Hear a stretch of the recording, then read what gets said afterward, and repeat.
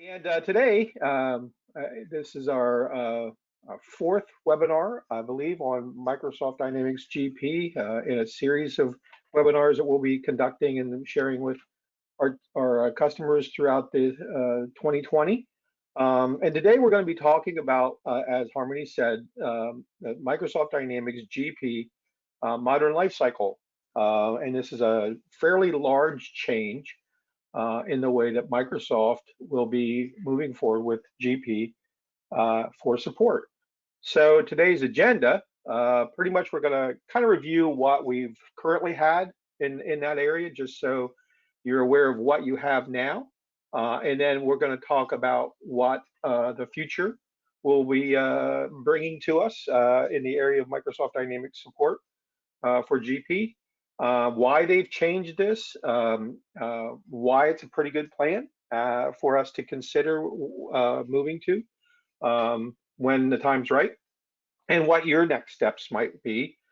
And then at the end, we'll have a conversation about, the any questions that you may have regarding how this plan might affect you or anything else. So let's just jump in. So in the old plan, Microsoft support plan for GP has included two distinct sets of ways that they provide support. The first 5 years, in the first 5 years from the version that you're on, so no matter what version you're on prior to the most recent version, you have a total of 10 years of support.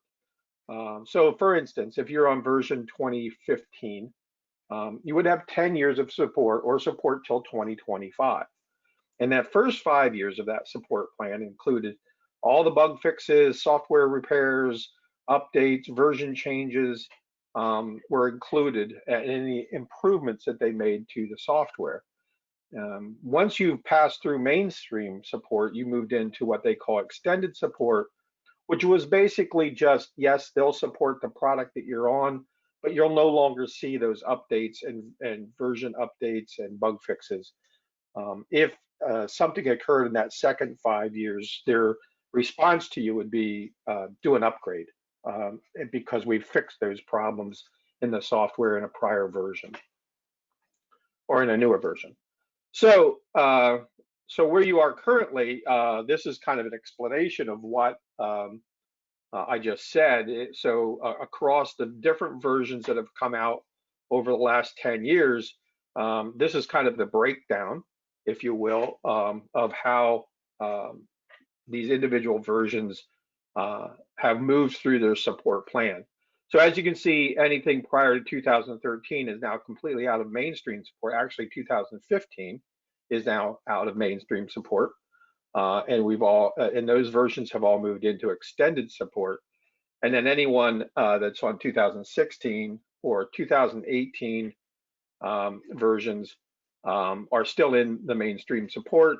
And obviously then the future of 16 and 18 move farther into the 2020s for extended support. So, and any version past or older than 2010, right now Microsoft has no support capabilities for those versions, version 10, version 9, that type of thing. And actually we have, I think, a couple of customers on a couple of those versions still. So what is this new modern lifecycle plan that Microsoft has introduced? Well, it has come out as of the release in October of 2019 is when they made this change. So each year with the new life cycle, we are guaranteed some things. We're guaranteed three updates a year for the version.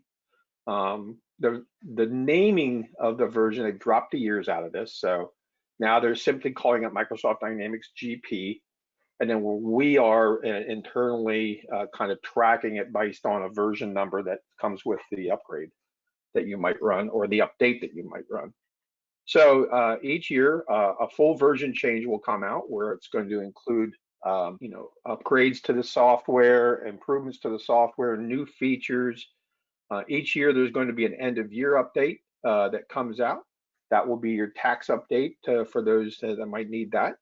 And then there'll be a mid-year kind of update, just kind of catching up on things and any regulatory changes that might have to happen. And this is a minimum, so they're guaranteeing us a minimum of these updates each year, 3 times at least throughout the year.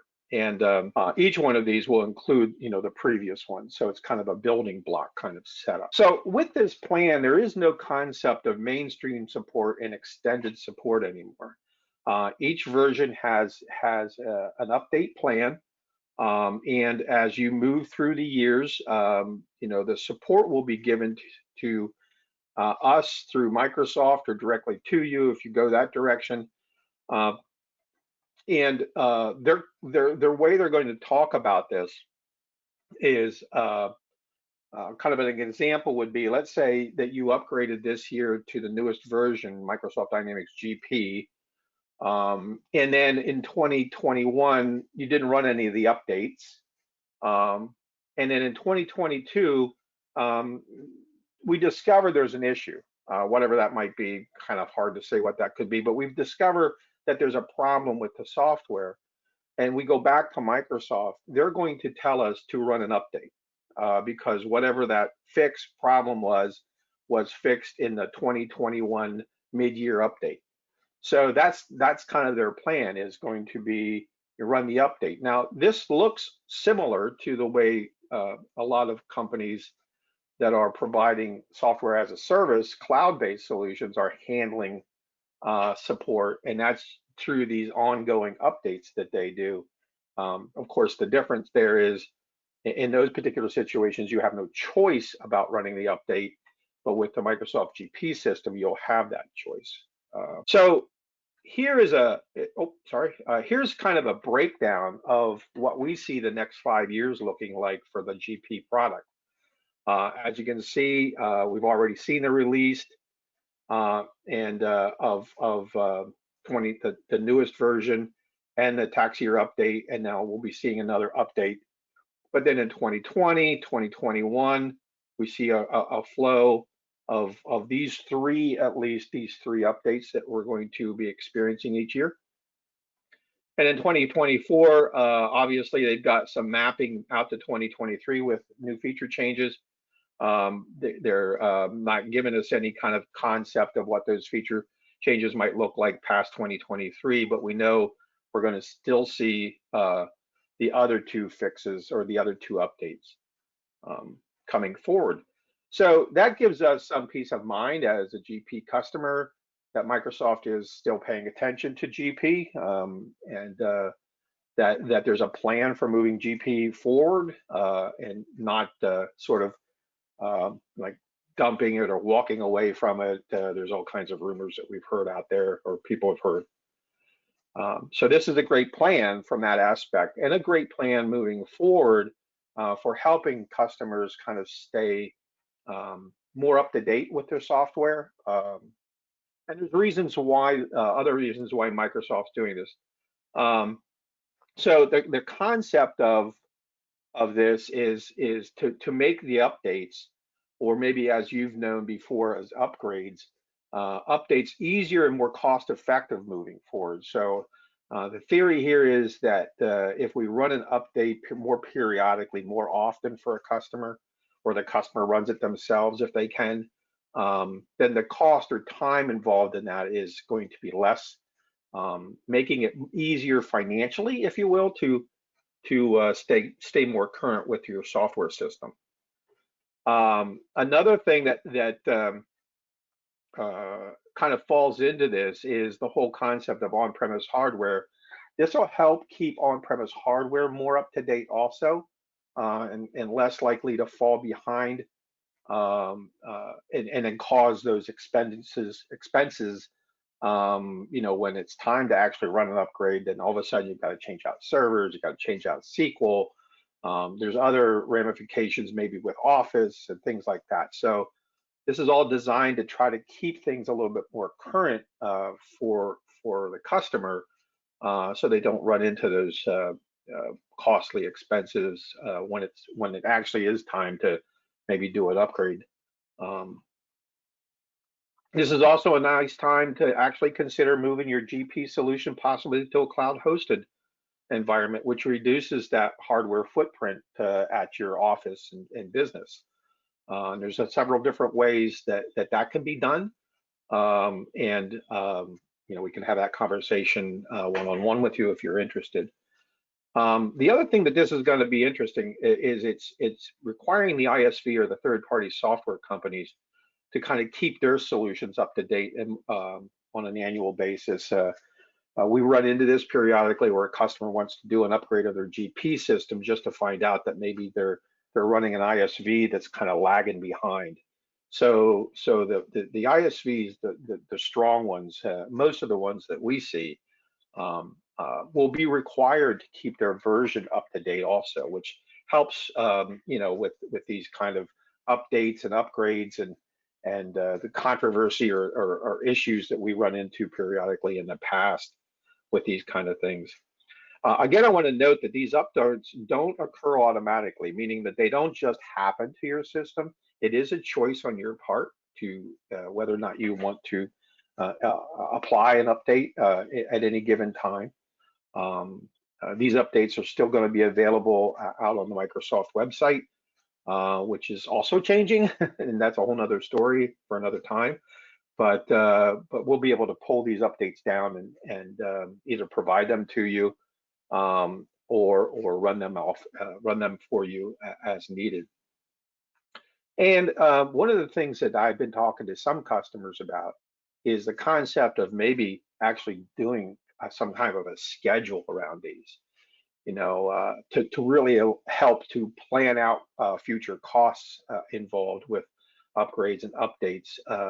Now that we kind of see what this plan looks like, we can probably easily put together a schedule for these that makes sense. And Antoine and I could help you with those kind of schedules moving forward. So the question might be, why did Microsoft change this plan? So this is a similar plan to a lot of other types of business solutions that are already on the marketplace. There's many other types of software that run this kind of staggered, consistent upgrade kind of process. And as I mentioned before, this also really blends in with the way that the newer software as a service, cloud-based solutions kind of operate with running updates on a very regular basis. They think that this is going to make it easier for customers to stay current, as I mentioned before, which allows them an opportunity to easily provide support. One of the issues I think that they've run into, and I know we bump into once in a while, is the whole concept of a customer being on an old version, say a 2010 or a 2013. 2013 came out 7 years ago now. So how do you provide support? How do you have people on your team that remember what that software was about, how it worked, and where the glitches might have been, or where the different features were, what the feature set was on that particular software versus the new one? So the concept here is that Microsoft feels that this is a way that they can give proper support without like a lag in memory of what the old versions look like. And the whole concept is the efficiency of to create these updates. It just makes it more efficient for them. And as I mentioned, it's similar to the type of support you'd find in a SaaS model software system or software as a service. So the question is, what do you need to do? Well, there truly is nothing that you need to do right now about this, but here's some things that you might want to consider down the road. You might want to consider upgrading GP to the newest version. As long as you're on an older version, you'll remain in that old plan. Once you upgrade, you'll automatically move to the Modern Lifecycle plan. So upgrading is a good thing. You're going to be able to take advantage of new features that have been put into Microsoft Dynamics GP for a period of time since your last upgrade. And specifically, if you're on version 2015, you may, and I emphasize you may, at the end of the year have an issue with tax filings for 2020 around the 1099 electronic tax filing. Again, the reason for that problem is 2015 has passed out of mainstream support.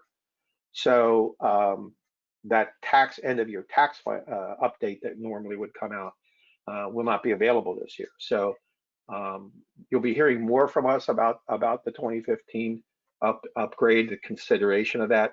But this is something that anybody on 2015 should be certainly thinking about. Another thing that you could consider is engaging Cargas in what we call 5-year strategic plan meeting. These are no-cost engagements that we've been doing with several customers for the last year or so, where we really dig into your current and future business needs around software and infrastructure, and then come back to you with some recommendations and a document that kind of lists where you're at, where you want to go, what the plan might look like, and then we revisit this plan on a fairly regular basis with you. And again, there's no cost to that engagement, and many of the customers that have already been through this have found it to be very worthwhile. Another thing you might have done in the past, but might be a good idea, is to do what we call a technical site assessment. This is a kind of a fixed price, small project where we get into your system and we really look at your GP solution and what's running, how many customization, how many reports, where are the reports, what's running the reports, and really give you a map of what your current system looks like. This is helpful to upgrading in the future.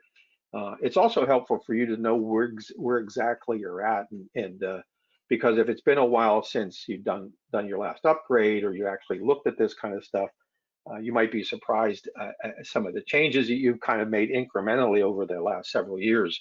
And it's good to kind of catch up on those. And the last thing that you might consider doing is what we call a GP assessment project. And this is us engaging with you in more of a consultation kind of environment, where we're going to ask you a lot of questions about how you're using GP, what you're doing with it, and then we're going to talk about ways that you might be able to be more efficient with some of the version upgrades that have occurred. Even in your own software, there may be things in your current version you're running that you were unaware of that you could do now. One of the things that came out of the last webinar was the whole concept of being able to email statements. And that seemed to raise a lot of interest in some of the customers that attended that webinar last month. So now I just didn't want to hold everybody up, but I wanted to get through that. And then now, Harmony, we can kind of open this up for questions. Perfect. Thank you, Tim. I did have a couple come throughout your presentation. And as you mentioned, if you still have questions, we have plenty of time to take them here this morning. So please go ahead and submit them now. But let's get started here. This first question says, will our annual renewal change because of this? Oh, that's a really good question. I didn't cover that. The answer to that is no. There is no change in your annual renewal that you pay. And there will be no change even if you move forward and did an upgrade or anything like that. So as long as, depending on what version of GP you're on, if you're on a very old version prior to 2013, you'll see some change, and it can actually change and move down when you upgrade, but it would at least remain the same if you upgraded. But as far as moving to this plan with an upgrade, then no, that won't change your annual renewal payment at all. Okay, next question here. Is Microsoft planning on sunsetting GP soon? Yeah, that's a question. It kind of touched on it in one of the slides, but we hear this from all different types of organizations. I've heard this from third parties. I've heard it from customers. Interestingly, I've even heard it from people at Microsoft. GP is going away. It's going to end. There's going to be an end of life to it. As far as we know, with our last conversation with the powers that be, there is no plan to sunset Microsoft Dynamics GP anytime in the future. And as you can see from the slide that I showed back a few slides, there's a plan moving out at least 5 years to continue to update the product. So Microsoft Dynamics GP is a very strong product line. It's going to end up being their only on-premise solution, most likely. So they're not going to walk away from this anytime soon. So you're safe to remain on GP if it's working for you for some time to come. Excellent. Next question here says, will support from Cargas change because of this? Yeah, good question. No, the answer to that is we will continue to support the Microsoft GP products across the versions. The strong thing about the Cargas team is our depth and breadth of understanding of GP. We have folks on the team that have been working with GP for over 20 years, so they've seen just about every version that our customer base is on come and go. So yeah, no, anything that has to do with support will remain exactly the same with the Cargas team as it has in the past. All right, thanks, Tim. Just a couple more here. This one says, is 2018 up to date WRT 1099? Yeah, the only issue with 1099, the 1099 issue is if you've moved out of that mainstream support and won't get that tax update. So if you've gotten the tax updates and run them in the past, or with the newer versions, you won't have that problem. It's just with that version that moved from mainstream to extended support, it could be an issue. And the issue is, if you do a reasonable amount of 1099s, the problem is you may have to do them all by hand if you don't have that update. Okay. And last question here says, is Microsoft going to force us to change to another SW? Oh, software. Okay, yeah. No. There is no forcing. Microsoft has deployed some new software in the business area. Microsoft Dynamics Business Central is one you may have heard of. Also, there's a larger kind of a tier 1 version called D365 Finance and Operations that used to be the Microsoft Dynamics AX product. So those are cloud-based solutions, but Microsoft is not forcing them upon anybody. You may have already, and I think there was an email that went out a week or so ago from us that kind of talked about this, that Microsoft may be calling. Microsoft is encouraging people to consider moving. They'd like people to be on their new software, but there is no plan or discussion even of forcing that down people to make those kind of decisions to move. And a lot of the customers we've talked to are perfectly happy on their GP system. They're doing their upgrades when they feel it's necessary or their hardware requires it, and their plan is to stay on it as long as possible.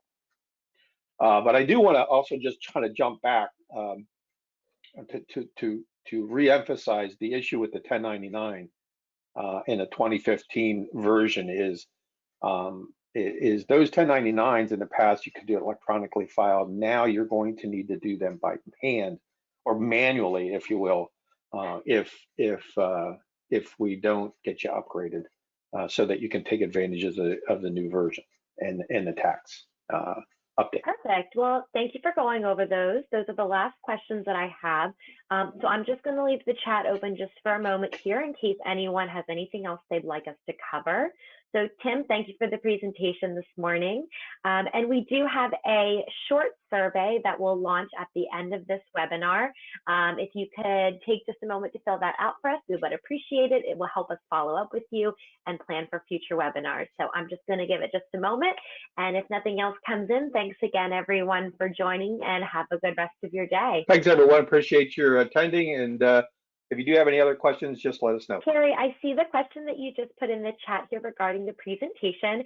And we do post all of our videos, our webinars after they're completed on YouTube. So give us a couple days. We do have to edit them down and upload them.